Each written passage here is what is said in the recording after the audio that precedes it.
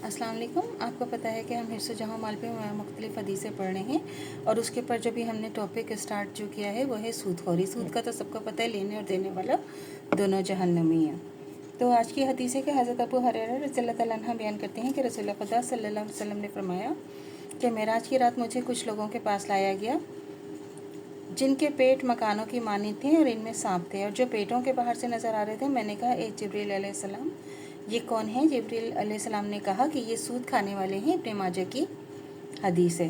हज़रत इब्ने मसूद रज़ियल्लाहु तआला अन्हु बयान करते हैं कि रसूल खुदा सल्लल्लाहु अलैहि वसल्लम ने फरमाया कि जो शख्स सूदखोरी के ज़रिए बहुत मालदार होता है, इसका अंजाम ये होता है कि इसका माल घट जाता है। इब्ने माजा की हदीस है। माल घट जाने की कई शक्लें होती हैं। एक ये कि माल देखने में तो नज़र आता है मगर इसका नतीजा सिफर होता है। मिसाल के तौर पर साल भर का हराम कमाई एक बच्चे की तालीम पर सर्फ होती रहे, साल के बाद वो बच्चा फ़ेल हो जाए। अब उस माल का जो साल भर उसकी फ़ीसों, किताबों, सवारी और दूसरे तालीमी अखराजात पर सर्फ होता रहा, क्या नतीजा निकला? सवाए इसके कि वह बर्बाद हुआ। ऐसे ही माल घट जाने की शक्ल भी होती है।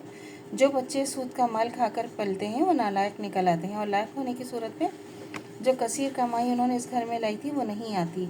गोया इस घर का माल घट गया। ऐसे ही माल घट जाने की एक शक्ल ये भी होती है कि सूद की कमाई बीमारियां, मुकदमों और दूसरी आफतों पर खर्च हो जाती है। सूद की कमाई से ख़रीदी हुई ज़मीनों की फसलें बर्बाद हो जाती हैं। सूद की कमाई से ख़रीदी हुई कीमती अशिया, ज़ेवरात, जवाहरात वगैरह चोरी हो जाते हैं। कर्ज़ हराम की कमाई अगर देखने में नज़र भी रहे तो इसमें खैर बरकत कम हो जाती है और खुशी देने के बजाय बेचैनी और अस्तराब में मुब्तला रखती है। और कभी ऐसे भी हो जाता है कि सूद की कमाई अंजाम का बर्बादी का शिकार होकर दिखने में भी बहुत कम हो जाती है।